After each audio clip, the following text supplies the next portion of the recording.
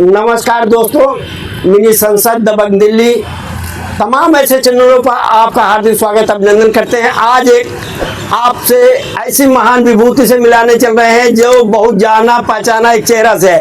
वो शख्स ऐसे हैं कि बुजुर्गों की आवाज़ को बुलंद करते हैं, बुजुर्गों के हक की जो है लड़ाई करते हैं, पीड़ितों की आवाज़ जो है जन जन तक क्या सरकार तक भी पहुंचाने का काम करते हैं। उनका नाम है मनोज स्वराजी, दबंग दिल्ली और मिनी संसद के ऑर्गेनाइजर है। तो हम चाहते हैं सर, आपका बहुत बहुत स्वागत है।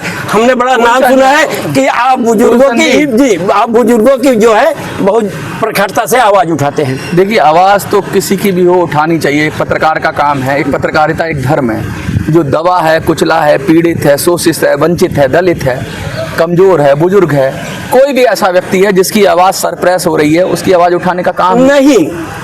आपकी आवाज़ हमेशा मैं देखता हूँ बुजुर्गों के लिए होती है। सभी चैनलों पे आप दिखाई पड़ते हैं। EPS 95 वाले होते हैं जो यादव जी, ये बात मुझे हजम नहीं हुई। ये वही मनोज स्वराजी है जिसने ई-रिक्शा वालों की आवाज़ उठाई। ये वही मनोज स्वराजी है जो मणिपुर की आवाज़ उठाता है। ये वही मनोज स्वराजी है जो आंगनबाड़ी की आवाज़ उठाता है। ये वही मनोज स्वराजी है जो होमगार्ड की आवाज़ उठाता है। ये वही मनोज स्वराजी है पुलिस के अत्याचार होते तो आवाज़ उठाता है। तो आप प्रमुखता के तौर पर पूरे भारत में आप यही जानते हैं कि बुजुर्ग और पीड़ितों की आवाज़, जो पेंशन उन बुजुर्गों को नहीं मिल रही है जो इतने दिनों तक औद्योगिक संस्थानों में काम किए, उनके लिए आप जाने जाते हैं। देखिए, आप आज पत्रकार के रूप में हैं, आप बड़े कठोर सवाल दाग रहे हैं, लेकिन देखिए, आप अपने घर में पहली रोटी अपने वो तो गाय की रोटी तो निकलती है परिवार में। वो तो जानवर हैं, गाय या उसकी गाय माता भी मानते हैं कुछ लोग, और कुत्ते की रोटी भी निकालते हैं। लेकिन व्यक्तियों में, परिवार में बहुत सारे व्यक्ति हैं, सबसे पहली रोटी आप किसको खिलाएंगे? गाय को।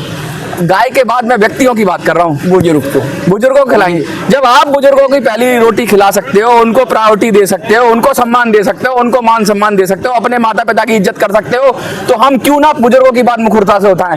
मनोज स्वराजी इसलिए बुजुर्गों का मुद्दा मुखरता से उठाता है कि हमारे समाज ने हमें ये सिखाया है, हमारे देश ने, धर्म ने, काल ने, सब चीज़ों ने ये सिखाया है कि अपने बुजुर्गों का आदर करो, सम्मान करो, उनके हक और हुकूक की बात करो, और सबसे पहले अपना हक भी छोड़ के उनका हक करो। नहीं तो ये लड़ाई जो है सरकार से भी लड़ना आप करते हैं, जनता में भी पहुंचाते हैं, जन जन तक पहुंचाते हैं। आप भारत के जो है प्रचलित राजनेताओं में भी मान लिए गए हैं कि गरीब और बुजुर्ग की आवाज उठाने का मनोज स्वराजी करते हैं। क्या ये सत्य है? आवाज उठाना बहुत बड़ी बात है। आवाज बहुत सारे लोग उठा रहे हैं। मैं ये ऐसे मैं अपने आप को नहीं कहता कि मैं ही उठाता हूँ आवाज, लेकिन मुझे ये ऐसा लगता है कि युवाओं की आवाज बहुत सारे लोग उठा रहे हैं। युवा खुद भी सक्षम है उठाने के लिए। अभी देखा ना नेपाल के अंदर युवा सड़कों पे आए और वो प्रधानमंत्री भागने की फिराक में है, वो अपना बोरिया बिस्तरा उठा, हाँ, बांग्लादेश में हुआ, युवा खड़े हो गए।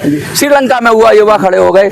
लेकिन जब बात करते हैं बुजुर्ग, तो बुजुर्ग के पास ना शक्ति है, ना पैसा है, ना स्वास्थ्य है, और मानसिक रूप से भी अब उतना स्ट्रांग नहीं है, विल पावर भी उतनी शायद नहीं है कि वो कुछ कर पाए।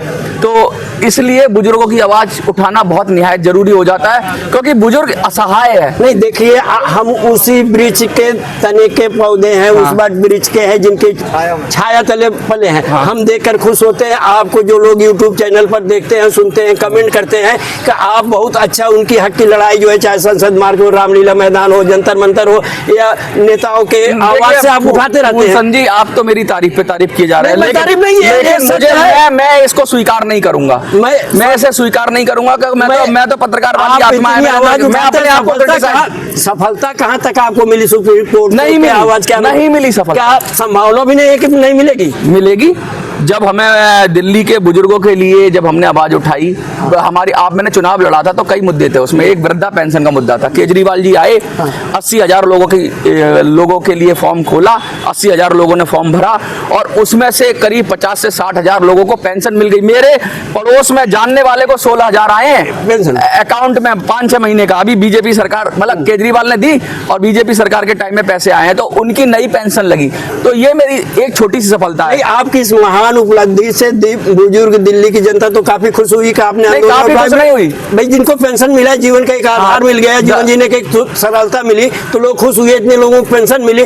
हम ये मान चलते हैं EPS की पेंशन की जो आप लड़ाई और आवाज उठा रहे हैं, उनको कब मिलेगी, कब दिला पाएंगे? देखिए, इससे इसके बाद मणिपुर की भी खुशखबरी बता दूं मैं आपको। मणिपुर की खुशखबरी में बता दूं, मणिपुर में हम बहुत 2-2.5 साल से हम लोग लगातार प्रयास कर रहे थे कि मणिपुर में शांति हो, मणिपुर में भाईचारा हो, मणिपुर में रोड खुले, मणिपुर के अंदर जो इलीगल इंट्रूडर्स हैं, जो घुसपैठी हैं, उनको निकाल के बाहर किया जाए। आज प्रधानमंत्री मणिपुर जा रहे हैं, किस लिए? वो इसलिए नहीं जा रहे हैं, मणिपुर के लोगों ने, हजारों लोगों ने पत्र लिखा, और श्रेय मैं अपने आप को श्रेय नहीं लेता, लेकिन मैंने एक आह्वान किया था कि भाई पीएमओ को पत्र लिखो। हजारों लोगों ने पत्र लिखे मणिपुर से, और वो डिमांड वही की। और मजे की बात देखिए, गृह मंत्रालय, प्राइम मिनिस्टर ने भी उस मांग को मान लिया। नहीं तो लेकिन हाँ, 11 लाख की चेतावनी तो अपने बुजुर्गों के लिए भी दी थी पत्र, लेकिन हमसे क्या गलती हुई कि बुजुर्गों की बात नहीं मानी। बस ये मुझे आज आत्मविश्लेषण का काम है कि मैं आपको बोलने का अवसर कम दे रहा हूं, लेकिन मैं कहना चाहता हूं फूलचंद जी कि आत्मविश्लेषण मुझे भी करना है कि मेरे प्रयासों में कहां कमी रह गई कि अब तक बुजुर्गों को न्याय नहीं। मनोज जी, लगभग 2 साल से मणिपुर जो है, मैं तेई और कुकी समाज में जो है बढ़ता रहा, करता रहा, काफी जाने चली गई, काफी नुकसान हुआ, लेकिन आपने जो कदम उठाया इस पर जो है सफलता मिली कि प्रधानमंत्री के भी जाने का अवसर मिला। अब आप ये बताइए कि मणिपुर की आगे अब ठंडी होगी, किस तरह होगी? जो मणिपुर तो ठंडी हो गई है, मणिपुर ऑलरेडी। अब कुछ लोग तो उत्पात करेंगे ही करेंगे, कुछ लोग ये वो रहेंगे। देखो, ये ऐसा नहीं है कि एकदम से शांत हो जाएगा, लोगों में गुस्सा है, जिनके परिवार की जानें गई हैं, जिनका माल लुटा है, उन लोगों में रखा। सबसे पहले प्रधानमंत्री को करना चाहिए को जो इंटरनली डिस्प्लेस्ड पीपल हैं, जो अंदर ही अंदर जहाँ एक दूसरे से, जिनको घर बाहर छोड़ना पड़ा, चुरचानपुर से छोड़ना पड़ा, कांगकोपकी से छोड़ना पड़ा, इम्फाल से छोड़ना पड़ा, और मोरे से छोड़ना पड़ा, यहाँ से जो लोग विस्थापित हुए अपने ही देश में, अपने ही राज्य में जो विस्थापित हुए, वो लोगों को प्रधानमंत्री जी स्थापित करें, कम से कम घाव पे मरहम लगाएं। ये अभी बहुत सारा काम करना है मणिपुर में, लेकिन हाँ, मणिपुर ट्रैक पे चला गया है। मणिपुर में अब अच्छी ही खबरें आएंगी, ये मुझे लगता है, चाहे कोई कितना भी प्रयास करे, क्योंकि सरकार को समझ में आ गया है कि अब एक्शन कठोर लेना पड़ेगा, वो चाहे सस्पेंशन ऑफ ऑपरेशन हो, सब पर सरकार ने, अब कहते हैं सब्र का घड़ा बढ़ गया, लोगों का तो भर गया था, मुझे लगता है सरकार का भी भर गया है, और अब मणिपुर खुशखबरी देता रहेगा। लेकिन पेंशनर के लिए अभी कोई भी रत्ती भर भी खुशखबरी नहीं आ रही है। देखिए, मैं ये मान के चलता हूँ, आप मिनी संसद, दमन, दिल्ली जैसे, देखिए मैं बताऊंगा,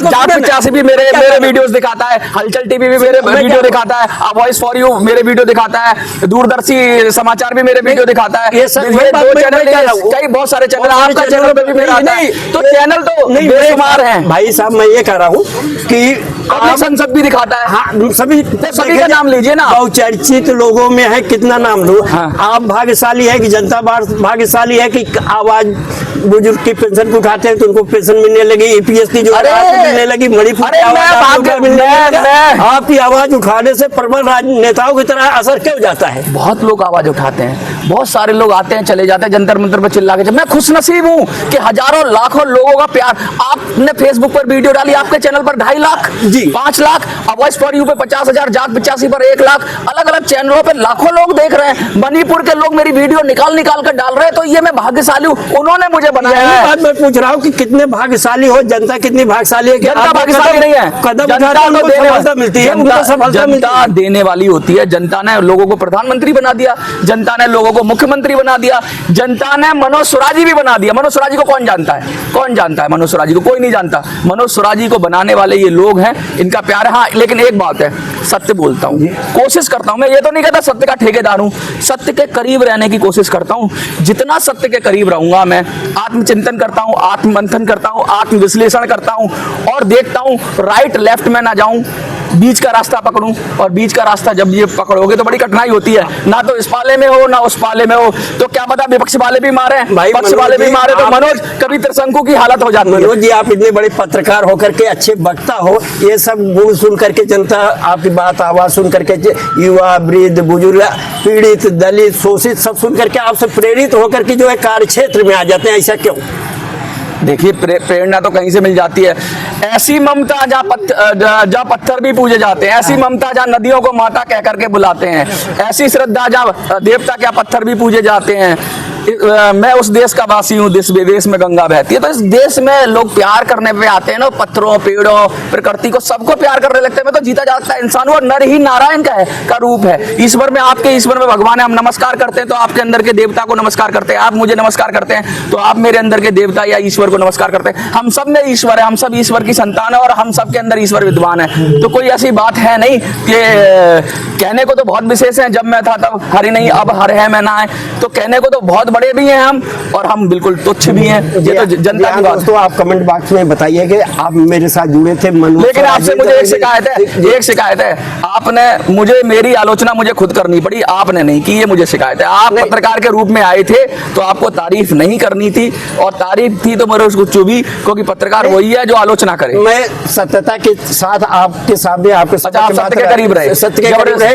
अगर ऐसी त्रुटियां दिखाई होती तो भी आपकी हम जनता के सामने रख देते। आप बड़े होनहार हैं, वो आपका भविष्य उज्जवल है। आप साथ जुड़े हुए जो लोग हैं ना, वो भी आपसे बहुत ज्यादा आशा लगा रखे हैं, चाहे EPS 95 के हो, चाहे आम जनता। मैं आपके माध्यम से, फूलचंद जी, आप भी बहुत पॉपुलर हैं, ऐसी बात नहीं, आप बड़ा व्यक्तित्व हैं आप, और अक्सर आप अलग अलग विषयों पर आवाज उठाते हैं। और मैं आपके माध्यम से ये कहना चाहता हूँ कि अब मेरी काफ़ी सारी एनर्जी, काफ़ी सारा फोकस EPS 95 पर जाने वाला है, क्योंकि मेरे मणिपुर से की भी मेरी कमिटमेंट थी। मैं खुद से कमिटमेंट करता हूँ, ये नहीं कि मैं जनता को कोई वादा करता हूँ नेताओं की तरह कि हम ये कर देंगे वो कर देंगे। मैं अपने आप में क्या कर सकता हूँ, अब मुझे ये लगना है कि मैं अपना 100% कैसे दे सकता हूँ, मेरे प्रयासों में कहाँ कमी रह गई, उसका आत्मचिंतन करके लोगों से बैठ के, सबसे पेंशनर से बैठ के रास्ता निकालेंगे। और मुझे लगता है कि अब मोदी जी डाउन है थोड़ा, वो जनता के प्रति सोच रहे हैं, क्योंकि GST रिफॉर्म आया है, मणिपुर का रिफॉर्म, मणिपुर को भी सॉल्व कर रहे हैं, तो पेंशन का मुद्दा भी पुराना है, इसको भी मुझे लगता है अगर इस समय मोदी जी से सॉल्व करा सकते हैं तो कराना पड़ेगा। और चाहे साम दाम दंड भेद जैसे हो, नहीं, ये बहुत बड़ी देश की जो है समस्या है। लाखों लाख जो है पेंशनर पीड़ित है। आप जो आवाज उठा रहे हैं, यदि ये सफलता मिलती है तो आपको बहुत बड़ा श्रेय मिलेगा। आप देख रहे थे मनोज स्वराज, दबंग दिल्ली, मिनी संसद, ये वॉइस फॉर यू, तमाम ऐसे चैनलों पर आपको देखने को मिलेंगे। दोस्तों, तब तक नमस्कार, धन्यवाद आपको। मनोज जी के साथ हार्दिक शुभकामनाएं। नमस्कार। हमारी खबरों से जुड़े रहने के लिए हमारे चैनल को सब्सक्राइब करें और बेल आइकन को दबाएं, ताकि खबर की नोटिफिकेशन आपको मिलती रहे।